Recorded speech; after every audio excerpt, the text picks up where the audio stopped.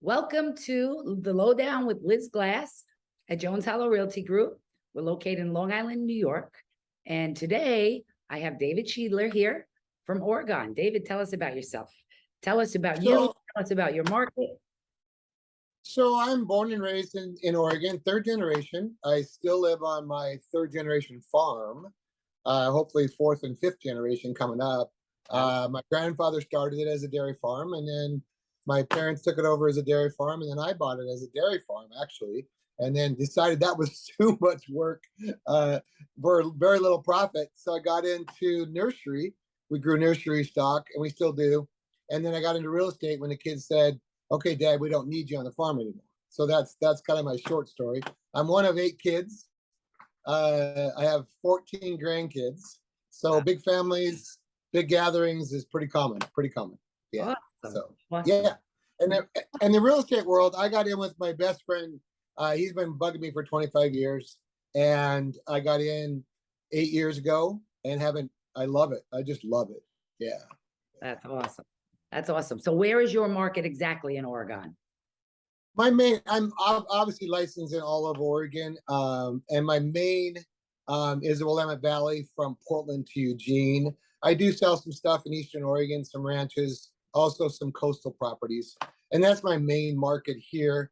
I'm also licensed in Tennessee and Alabama and soon Florida, mainly because of 1031s. I started seeing a lot of movement here a number of years ago, what I call blue to red states. A lot of my investor people are like, because of tenant laws and all those various things, tax reasons, are moving to Tennessee, and that's what got me started moving east. And that's how I met you. That's how I met you in Florida. Yeah, Florida, absolutely. Yeah. Absolutely. So tell me, what's your favorite thing about being a realtor? My favorite thing is, obviously, I'm a people person, as you well know. That's how I met you, just chatting at a bar one night outside a dive bar. But I'm a talker. I love to talk to people, and I love to help people. Obviously, people always say I love first-time home buyers, and I do. I love first-time home buyers. But then when there's challenging sales on certain properties, those are always great because you got to work that much harder. The easy ones, especially in the last few years, you put a home in the market, you got 10 offers, 20 offers. We kind of get lazy. And I think we got lazy here in the last couple of years. And I talk about myself personally. I'm not talking about other people, but I got lazy.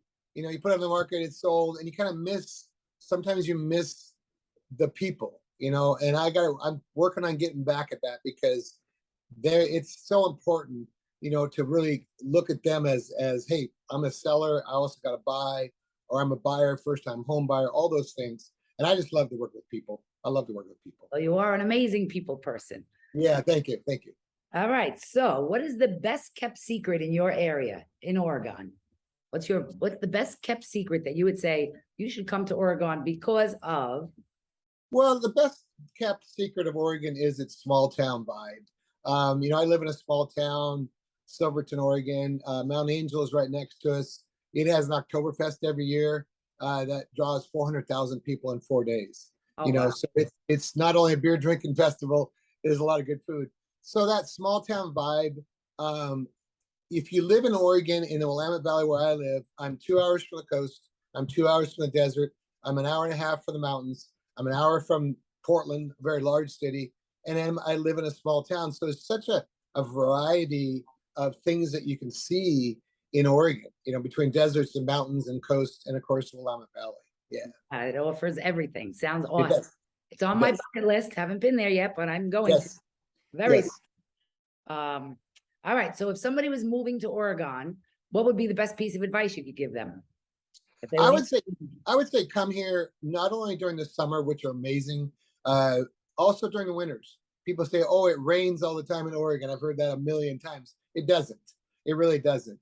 It rains quite a bit, but it doesn't. We have some beautiful, beautiful times at the coast during the Februarys and Novembers. Come in variety of seasons. It depends on what you want. If you love to ski, obviously come in ski season. Some of the best skiing in the world is Mount Hood, an hour from here. If you love the coast, Oregon coast, as you've already noted, is on your bucket list. Absolutely. Is amazing. It is amazing. I've been to Florida coast. I've been to Long Island. I've been to other areas, but Oregon coast is pretty cool. And It is. then we get a lot of bad press because of Portland and a lot of stuff. We don't need to talk about that, but Portland's still a beautiful town, gorgeous town. There's lots of good stuff happening there.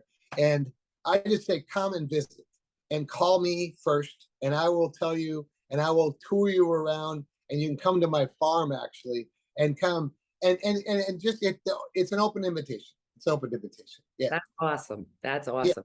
And I can vouch that David will be an amazing tour guide. He's out now. If you follow him on Facebook, we'll share his info later. You can see all the beautiful pictures he posts. So, all right, let's see. What else? What are the biggest opportunities you're seeing right now in your market? The market's changing, obviously, as we all well know. We're moving more to a buyer's market, but the opportunities I think that we have here in Oregon is still tourism. I think Airbnbs. I think there's still great opportunities here because of tourism. If you want to, as an investor, to invest in a short-term rental, an STR, long-term rentals too. There's a huge shortage of long-term rentals. The market has made it harder for a first-time home buyer to get a house now. So the opportunities as a landlord are here. The tenant laws are getting much better in Oregon. So I think there's some great opportunities there. Plus, as we well know, the market's softening some. So we're seeing some good buys out there, some really good buys out there. Yeah, yeah. Great. It's always like, as one famous investor said, I won't mention names, but he said, I make money when the market goes up. I make money when the market goes down. Absolutely. And as realtors, our job is to facilitate that. Absolutely. And, I'm glad you brought that up because there's so many people that are so fearful right now because interest rates are going up and prices are changing. There's nothing to be afraid of. The markets are going to continue to go up and down for the rest of our lives. So the best time to buy a home is when you can afford it and you find one you love. Well, and I think working with people, as you and I do really well, is working with them long term. I have my list of premier lenders. I carry their cards with me everywhere because how many times do you say, "Oh, I'll get back to you on that"? Well, no, here's the card. Here's the lender. Get their name, get their information, and have the lender call them right away. And then what my lenders do and do a very good job as, if you're not ready to buy right now, how can we help you get ready to buy? Right. And that's a client. We took a customer, turn them into a client. And so many times they say, "Oh, I got this or that in my credit." Well, hey, here's my lender, and find a lender that does that well. If they don't do that well, and help and educate them on how to get their credit score up or all those things, I wouldn't use them. I literally wouldn't use them because that's so important. Because whether you're getting divorced or you're widowed or you're a first-time home buyer, all those things affect you. Your credit is affected by that. So you have to say, "How can I help you? How can I help you?" Right. How can I help you get ready to purchase your home and get you in the best position? Exactly. Or even a vacation home. If you want to buy a vacation home, how do I get that vacation home with my current income? It might be, hey, you need to do this, this, or this. Maybe a HELOC. Maybe some different things that you can do to create some money to buy that vacation home. Yeah, yeah. Absolutely, absolutely. Great advice. So let me ask you this: what are like the jobs that draw people to Oregon? What are like the primary, like say if somebody was living in New York, they want to move to Oregon, here they are in manufacturing or some kind of industrial position. What are, jobs that seem to be growing in your area? Well, the growing tourism has always been huge.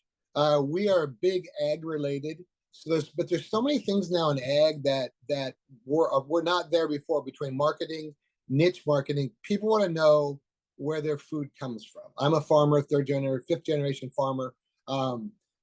People want to know what they eat.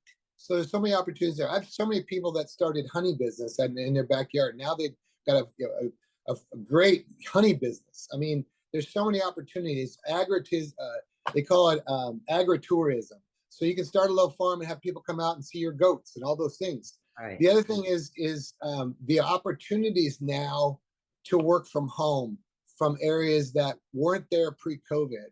Now companies are saying, I don't care where you live, I just need you.